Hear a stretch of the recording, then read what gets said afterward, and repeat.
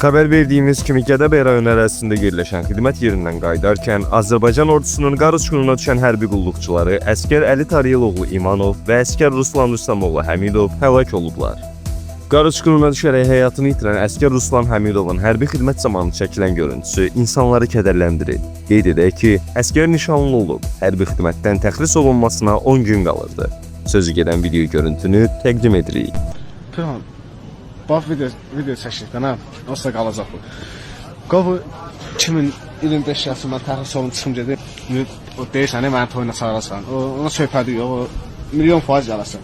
Elə bir tam atan yenə sən qoyacam orada. Allah. İnşallah. Ha bir də indi bu montajda deyir video çəkər. İnanmırlar bana yaxşıyam belə elə. İndi özü də klip olmuş, həm elə belə. O da bomba kimi hər şey.